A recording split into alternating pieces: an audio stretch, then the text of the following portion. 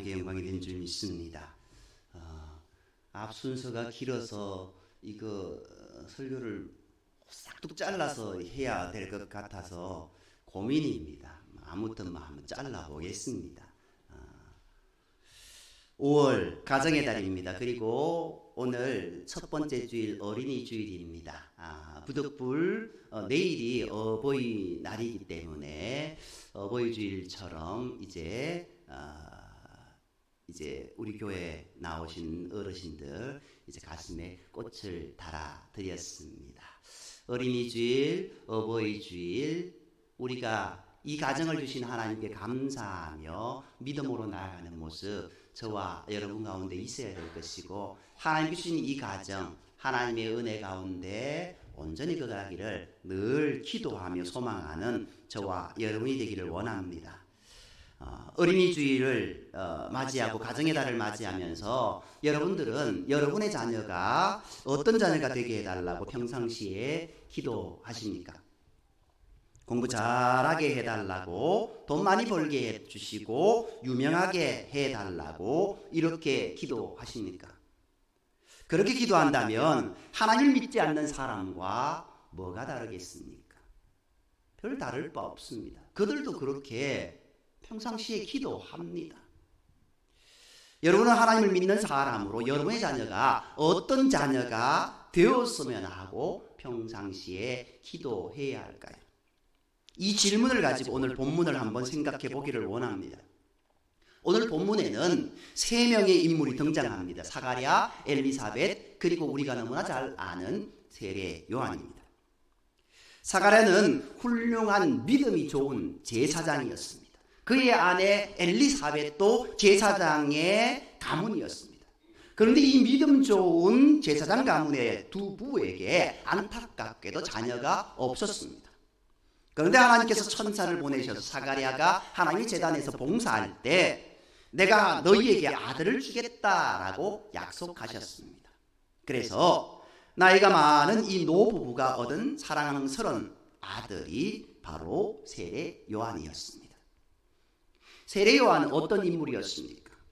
예수님 태어나시기 6개월 전에 태어나서 예수님께서 조만간 오실 것이다 라고 온 백성들에게 회개를 선포하고 모든 백성들로 하여금 예수님 맞을 준비를 한 훌륭한 인물이었습니다. 얼마나 훌륭했냐면은 마태복음 11장 11절에 보면 예수님께서 진실로 너희에게 이르노니 여자가 낳은 자 중에 세례 요한보다 큰 이가 일어남이 없다라고 칭찬하실 정도였습니다. 여자가 낳은 자 중에 하는 말은 전 인류를 통틀어서 이런 말이 아닙니까? 여자의 몸에서 낳은 자가 아닌 사람 단 한 사람도 없기 때문입니다. 오고 가는 온 역사를 통틀어서 세례 요한보다 큰 이가 일어남이 없었다. 세례 요한만한 인물이 없었다라는 뜻입니다. 그렇다면 어린이 주일을 맞이하여 우리가 과연 세례 요한은 어떤 삶을 살았기에 예수님이 이렇게 칭찬하셨을까? 오늘 우리가 부모로서 또는 할아버지, 할머니로서 자녀를 위해 어떻게 기도해야 하는지, 하나님 앞에 칭찬받는 이런 훌륭한 인물이 될 수 있을까 하는 질문을 가지고 오늘 본문을 살펴보겠습니다. 오늘 본문은 우리가 부모로서 기도해야 할 자녀의 모습을 세 가지 소개하고 있습니다. 첫 번째입니다. 따라해 보시기 바랍니다. 부모에게 기쁨과 즐거움이 되는 자녀. 우리의 자녀들이 우리에게 기쁨과 즐거움이 되는 자녀다라는 겁니다. 오늘 14절 말씀을 보면은요, 어떻게 기록하고 있습니까? 너도 기뻐하고 즐거워할 것이고 많은 사람도 그의 태어남을 기뻐할 것이다. 이렇게 말씀하고 있습니다. 여기서 너는 누굽니까? 사가랴입니다. 세례 요한의 아버지입니다. 세례 요한이 태어나면 사가랴는 참 기뻐하고 즐거워하게 될 것이다. 하나님께서 이렇게 예언해 주신 겁니다. 그런데 여러분, 여기서 우리가 곰곰이 살펴보아야 할 부분이 있습니다. 순서가 참 중요하다라는 겁니다. 세례 요한이 태어나서 잘 자라서 하나님의 힘을 너무나 잘한 다음에 그 결과 때문에 부모인 사가랴와 엘리사벳이 기뻐하고 즐거워한 것 아닙니다. 세례 요한은 지금 태어나기 전입니다. 태어나기 전인데 자녀가 태어나면 너희 부부가 참 기쁘고 즐거울 것이다, 이렇게 말씀하고 있는 겁니다. 여러분, 이 점을 잘 생각해 보아야 됩니다. 성경적으로 말하면 자녀는 부모에게 기쁨과 즐거움입니다. 혹시 이 말씀을 오해하시면 안 됩니다. 자녀를 가진 사람은 복을 받은 사람이고 자녀가 없으면 하나님 앞에 복받지 않았다, 그런 뜻이 아닙니다. 사도 바울은 자녀가 없었지만, 심지어 결혼도 하지 않았지만 얼마나 훌륭한 인물이었습니까? 그러나 이 점을 한번 생각해 보시기 바랍니다. 한 남자와 한 여자가 만나 결혼한다는 것 정말 신비로운 사건입니다. 시집장가 보내기 얼마나 어렵습니까? 남들 보기에는 참 편한데 막상 우리 집안 일이면 그만큼 어려운 일이 없습니다. 아이고 저 왼수라는 소리들을 달아놓고 하는 이야기들을 듣게 됩니다. 그리고 원하는 때에 자녀를 갖는 것 쉬운 일이 아닙니다. 그들도 노력하지 않는 것 아닙니다. 그런데 그거 쉽지 않습니다. 성별도 우리 마음대로 결정할 수 있는 일이 아니지 않습니까? 예전에는 아들 한 명 놓으려고 줄줄이 딸 하다가 마지막에 아들 왜 그랬는지 참 몸서리치는 그런 경험들을 우리가 합니다. 물론 또 다른 모습은 있겠습니다만 우리의 예전의 모습은 그랬습니다. 성별도 우리가 결정할 수 있는 것 아닙니다. 그러니까 한 남자와 여자가 만나서 가정을 이룬다는 것도 신비고 가운데 자녀를 보는 것 자체가 신비라는 겁니다. 이것은 정말로 하나님의 은혜가 아니면 우리 힘으로는 할 수 없는 일입니다. 자, 그리고 오늘 본문을 자세히 살펴보십시오. 너는 기뻐할 것이고 즐거워할 것이다. 자녀가 잘 되는 모습을 보고 기뻐하고 즐거워하는 게 아니라 태어나기 전에 이 자녀가 태어나는 모습 자체를 기뻐하고 즐거워해야 한다는 겁니다. 자녀라는 존재 자체가 부모인 우리에게는 기쁨과 즐거움이 되어야 된다는 겁니다. 그런데 우리는 때로 그렇지 않습니다. 자녀가 잘하면 기뻐하고 자녀가 마음에 안 들면 화를 냅니다. 그러나 그건 성경적이지 않는다는 겁니다. 자녀라는 존재 자체만 놓고 기뻐하고 즐거워할 수 있어야 된다는 게 본문의 첫 번째 가르침입니다. 이것이 가능할까요? 물론 힘듭니다. 그럴 때마다 여러분 생각하실 게 있습니다. 하나님께서 여러분을 사랑하시는 것 믿으십니까? 대답이 왜 이렇게 시원찮으세요? 하나님이 여러분을 사랑하시는 것을 믿으십니까? 아멘이시죠. 하나님께서 여러분을 사랑하시는 것 믿는다. 그렇게 믿는데 과연 여러분이 잘해서 하나님께서 여러분을 사랑하십니까? 아니지 않습니까? 이유가 있어서 하는 사랑은 사랑이 아닙니다. 이유가 있어서 사랑한다면 이유가 사라지면 사랑도 사라지지 않겠습니까? 그런 건 사랑이 아니지 않습니까? 하나님의 사랑은 우리가 사랑받을 일을 해서 사랑하는 게 아닙니다. 우리가 죄 속의 삶을 살아감에도 불구하고 우리가 부족함에도 불구하고 우리 존재 자체를 그대로 받아주셔서 하나님께서 우리를 사랑하시는 거라는 겁니다. 그럼에도 불구하고 하는 사랑이 하나님 사랑입니다. 이 원리가 자녀 사랑에도 똑같이 적용된다라는 겁니다. 그럼에도 불구하고 어느 한 부부가 맨날 싸웁니다. 옆집에서 그 싸움 소리에 안절부절 못합니다. 그런데 어느 순간 그 부부 싸움 소리가 안 납니다. 웃음소리가 나는 겁니다. 나중에 만나서 물어보니까 아니 요즘 뭐 어떻게 잘 지내세요? 그러니까 그 이야기를 푸는 겁니다. 이 부부가 부부싸움 서로 맞지 않아서 상담을 갔다라는 겁니다. 상담을 갔는데 그 상담하시는 의사 선생님이 이렇게 이야기하시더랍니다. 도도 말고 돌도 말고 딱 두 가지만 하세요. 딱 두 가지만 하세요. 첫 번째, 그래서 사랑합니다. 따라해 보세요. 그래서 사랑합니다. 두 번째, 그래도 사랑합니다. 그래서 사랑합니다는 어떻게 해요? 조건 때문에 사랑하는 겁니다. 두 번째, 그래도 사랑하는 거는요, 아닐지라도 사랑하는 겁니다. 이 두 가지를 들은 거예요. 이 두 가지를 들으니까 이혼하려고 했던 이 부부가 그래서 사랑합니다는 그래서 사랑했고, 그래도 사랑합니다는 그럴지라도 사랑하니 싸움할 일이 없더라는 겁니다. 그래서 그 가정이 다시 화목한 가정이 되었다라는 겁니다. 마찬가지입니다. 자녀가 때로는 부족함에도 불구하고, 자녀가 때로는 여러분 마음을 힘들게 함에도 불구하고 자녀 자체를 놓고 사랑할 수 있는 사랑하는 부모님들, 사랑하는 할머니, 할아버지가 되시기를 간절히 소망합니다. 오늘 본문은 태어나지도 않은 아이를 예언하면서도 너는 기뻐하고 즐거워하라 이렇게 말씀하셨습니다. 하나님, 저로 하여금 자녀가 있음 자체에 대해 자녀를 보고 기뻐하고 즐거워할 수 있게 해달라고, 이것이 본문에서 가르치는 부모가 해야 될 첫 번째 기도입니다. 두 번째, 따라해 보시기 바랍니다. 많은 사람들도 기뻐하고 즐거워하는 자녀. 내가 기뻐하고 즐거워하는 자녀가 아니라 많은 사람도 기뻐하고 즐거워하는 자녀입니다. 그것이 14절 중반 이후에 나오지 않습니까?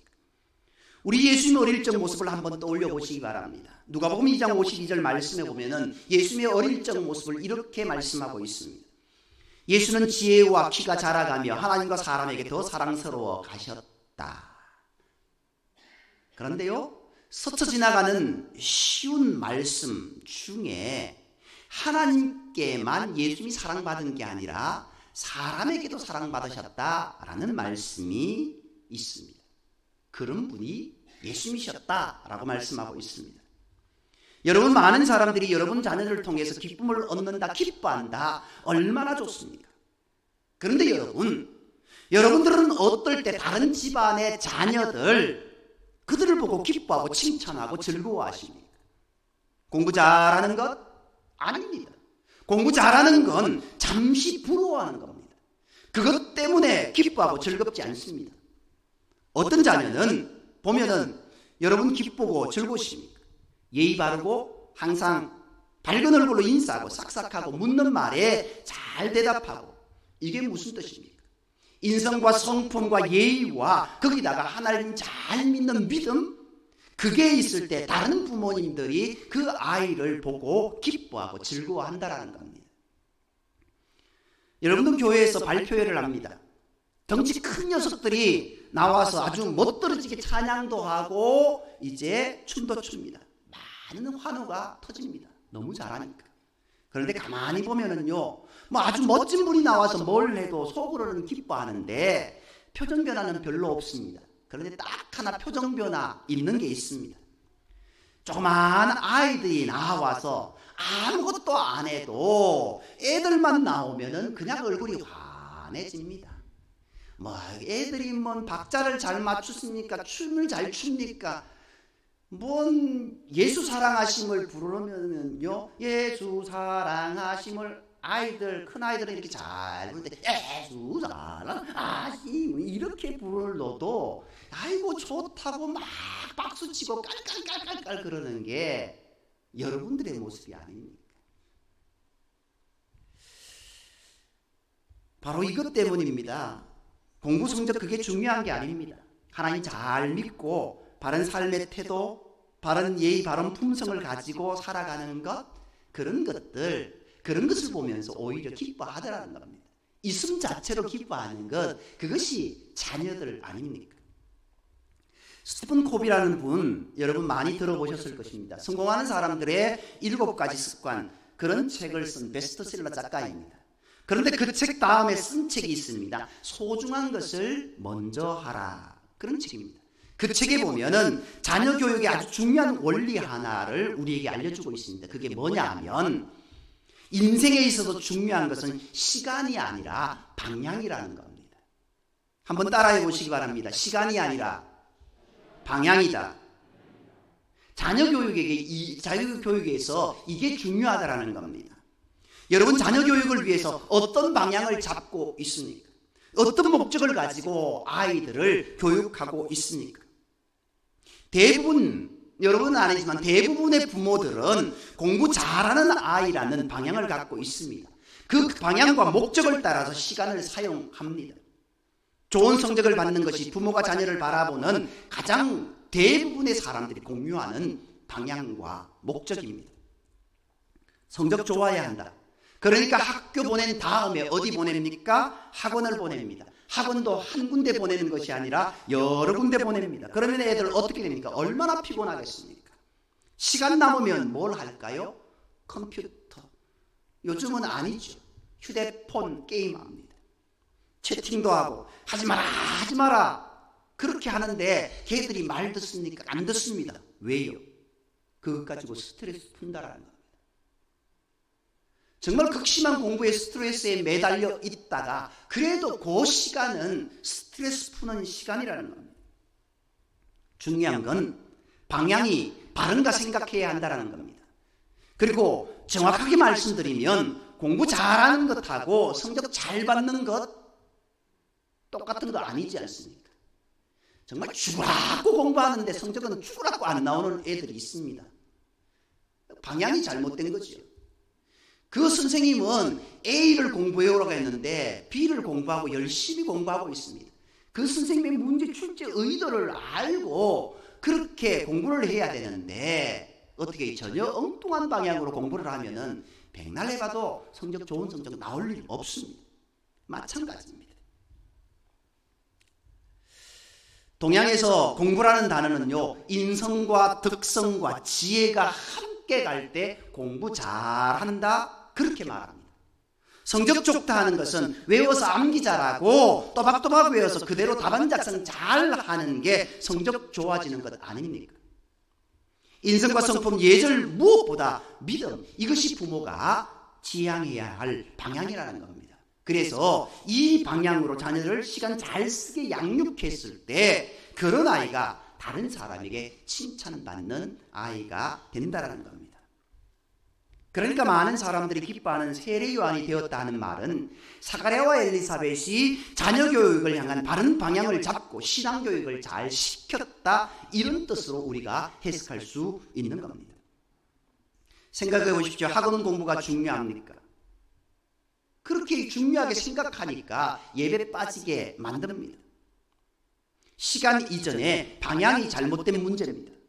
성적이라고 하는 하나의 방향에 몰두하게 한 잘못된 결과입니다.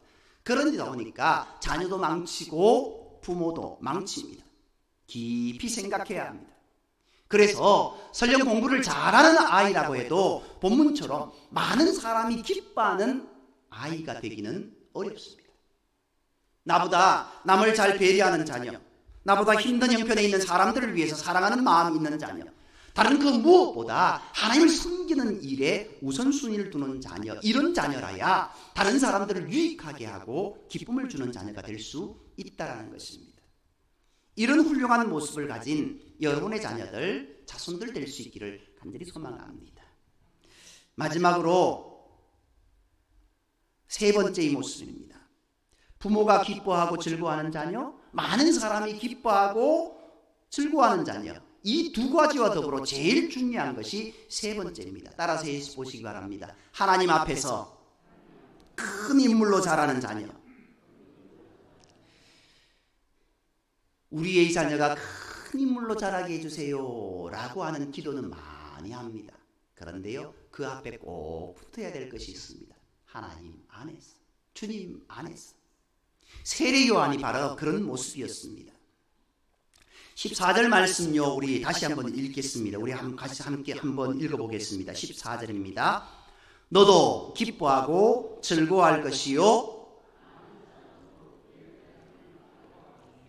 아멘.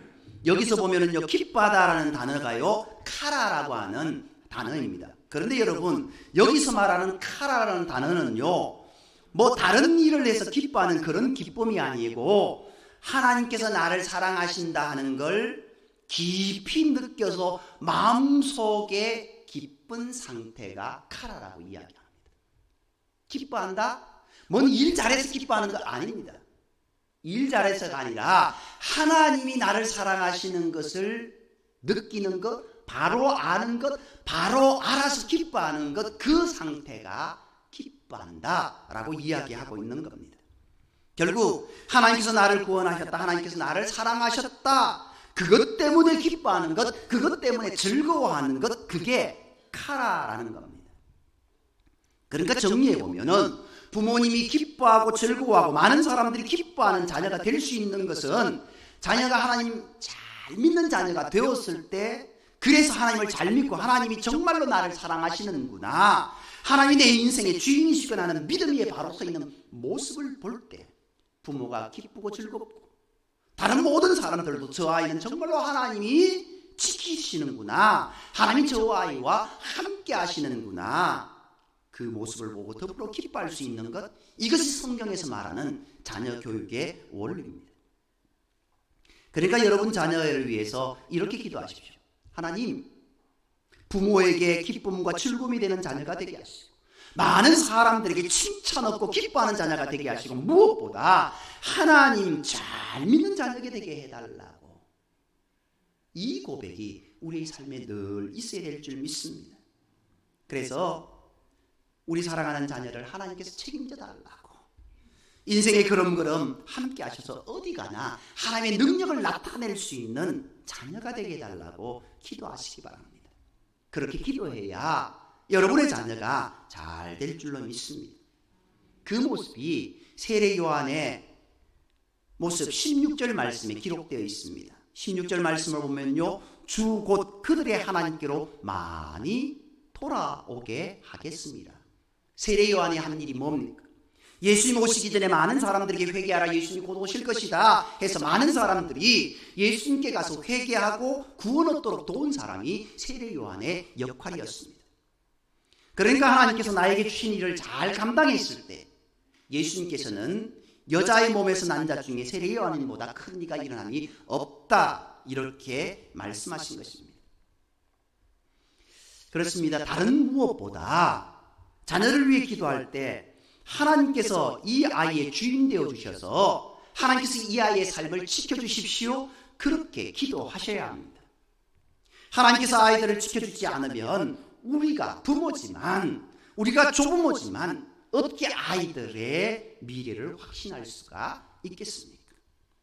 하나님 옆에 바로 선 아이로 여러분 열심히 기도하셔서 하나님께서 아이들의 삶의 주인이 되어주시고 지켜달라고 날마다 기도하시는 여러분 모두가 될 수 있기를 간절히 소망합니다. 이 말씀이 시편 127편에 나와 있습니다. 시편 127편 어떻게 시작되고 있습니까? 조용하시네요. 시편 127편 1절 2절이 이렇습니다. 여호와께서 집을 세우지 아니하시면 세우는 자의 수고가 헛되며 여호와께서 성을 지키지 아니하시면 파수꾼의 깨어있음이 헛되도다. 너희가 일찍이 일어나고 늦게 누우며 수고의 떡을 먹음이 헛되도다. 그러므로 여호와께서 그의 사랑하시는 자에게는 잠을 주시는도다. 아멘이십니까? 이 말씀 가운데 특히 마지막 부분이 참 은혜가 되지요. 사랑하는 자에게 잠을 주시는도다. 그래도 설교 시간에 주무시는 분은 안 계셔서 안 계시죠. 그런데요, 잘못된 것입니다. 여호와께서 그 사랑하는 자에게 잠을 주신다라는 이것을요, 원문으로 보면은요, 번역하면은 어떻게 되냐면요, 우리가 잠잘 때도 하나님을 복을 주신다, 이런 뜻입니다. 잠자는 게 복이 아니고요, 잠잘 때도 하나님께서 복을 주신다, 하나님께서 지켜주신다라는 겁니다. 그러니까요, 교회에 오셔서 하나님께서 나를 사랑하셔서 잠을 주시는가 배 하면서 주무시지 마시고요. 그거 아닙니다. 아닙니다. 뭐 다른 걸 이해하시고 주무시면 또 모를까. 아무튼 여기에 보면은요, 어떻게 해요? 항상 눈동자같이 깨어있을 때뿐만 아니라 그 아이가 잠들어 있는 순간에도 하나님 그 아이에게 복을 주신다, 그런 뜻인 겁니다. 그런데 1절을 한번 보십시오. 여호와께서 집을 세우지 아니하시면 세우는 자의 수고가 헛되고 여호와께서 성을 지켜주시지 아니하시면 파수꾼에 깨어있는 것이 허사다. 여러분 그렇지 않습니까? 하나님이 아이를 지켜주지 않으면 우리 자녀가 어떻게 이 거친 세상 속에서, 이 죄 많은 세상 속에서 바르게 크겠습니까? 2절 말씀, 너희가 일찍 일어나고 늦게 누우며 수고의 떡을 먹음이 헛되도다. 무슨 뜻입니까? 우리의 노력으로 아무리 해도 자녀가 바로 양육하기가, 바로 커나가는 것이 너무 어렵다라는 겁니다. 그렇게 우리가 고백할 수 있는 것은 오직 하나님의 은혜밖에 없습니다. 오직 하나님의 은혜로, 하나님의 은혜가 여러분의 자녀에게 함께 해달라고 날마다 기도하셔서 여러분에게 기쁨이 되고 이웃에게 즐거움이 되는 귀한 자녀가 될 수 있게 해달라고 기도해야 될 줄 믿습니다. 그런 은혜가 있기를 소망합니다. 이를 위해서 여러분 꼭 기억해야 될 것이 2가지 말씀드립니다. 하나님의 은혜가 늘 함께하는 자녀가 되기 위해 기억할 것 첫 번째, 따라해 보시기 바랍니다. 하나님, 내 자녀가 영적인 독립자가 되게 하소서. 내 자녀가 영적인 독립자가 되게 해달라고. 무슨 뜻입니까? 여러분 자녀들 중에 교회 다니는 자녀들 있습니다. 그런데 여러분이 교회 가야 된다라고 말하니까 교회 오고, 여러분이 기도해야 된다고 하니까 기도하고, 그렇게만 돼서 되겠습니까? 성장하면서 어떻게 되어야 할까요? 영적인 독립자로 서 있어야 된다는 겁니다. 엄마의 하나님, 할아버지의 하나님이 아니라 내 인생의 주인이 하나님이시다. 내 인생의 주인은 주님이시다. 아버지의 예수님이 아니라 나의 예수님, 할머니의 예수님이 아니라 나의 하나님으로 그렇게 설 수 있도록 열심히 기도하고 그들을 성원할 수 있어야 한다는 겁니다.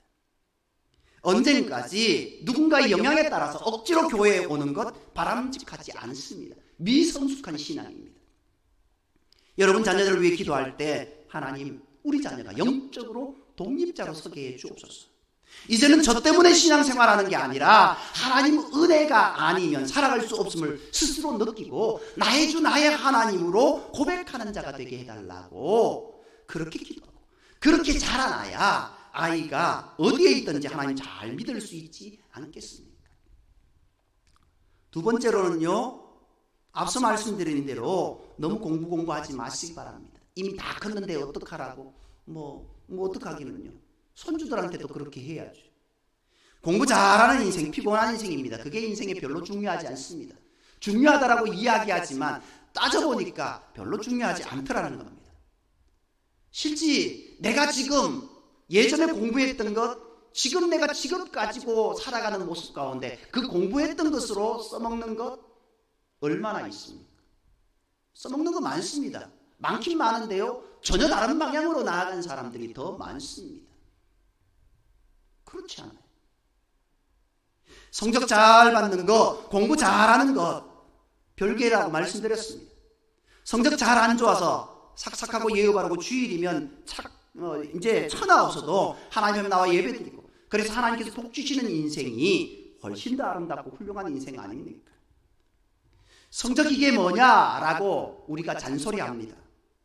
그런데요, 한번 생각해 보십시오. 우리끼면 하는 이야기지만 그거 어떤 겁니까? 걔가 왜 공부 안 하겠습니까? 왜 공부 못 하겠습니까? 원죄는 누구? 원죄는요, 그 옆에 있습니다.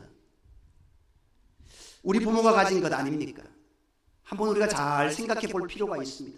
제일 중요한 건요, 인생의 마라톤, 전국적으로 42.195km의 골이라는 순간 모든 인생이 그 자리에 지쳐 쓰러져 있을지라도 우리는 저 영원한 천국에 갈 수 있는 희망을 하나님께서 주셨다라는 겁니다. 그렇게 생각하면 믿음 생활 잘 하는 것 제일 중요합니다. 잘 키워놨더니만 첫째 아들은 누구, 둘째 아들은 누구, 셋째 아들은 누구, 내 아들은 아무도 없다. 제일 이렇게 이야기하는 그런 모습들이 있습니다. 자녀를 위해 기도하실 때 믿음 생활 잘하는 자녀, 하나님께서 눈동자같이 아끼시는 자녀가 되게 해달라고 기도하시기 바랍니다. 우리가 아이를 보고 늘 기뻐하고 즐거워하고 이 아이가 많은 사람들 앞에서 사랑받는 자녀가 되게 해달라고 무엇보다도 하나님의 큰 일을 감당하는 믿음의 자녀가 되게 해달라고 기도하는 저와 여러분이 되기를 간절히 소망합니다. 그런 모습들이 우리 가정에, 우리 자녀들에게, 우리 자녀손들에게 있기를 주님으로 축복합니다. 기도드리겠습니다. 사랑의 하나님, 가정의 달을 맞이하게 하시고 건강하고 행복한 가정이 되기 위한 자녀를 위해 기도 제목 주심에 감사합니다. 그저 믿는 사람이라 기도하는 것이 아니라 위험하고 어려운 세상 속에서 하나님 앞에 자녀를 위해 기도하는 것이야말로 부모의 가장 귀중한 사명이라는 것을 깨닫게 해 주옵소서. 하나님 아는 것으로 그치지 않게 하시고 이 시간 잠시 기억하는 것으로 그치지 않게 하시고 늘 자녀를 위해 기도하고 부모로서 신앙의 몸을 보이는 자녀가 되게 하여 주옵소서. 그래 우리의 사랑하는 자녀들이 부모에게 기쁨과 즐거움이 되고 많은 사람들에게 기쁨을 주며 하나님께 크게 쓰임받는 위대한 자녀들이 되게 하여 주옵소서. 예수님의 이름으로 기도드립니다. 아멘. 말씀을 생각하면서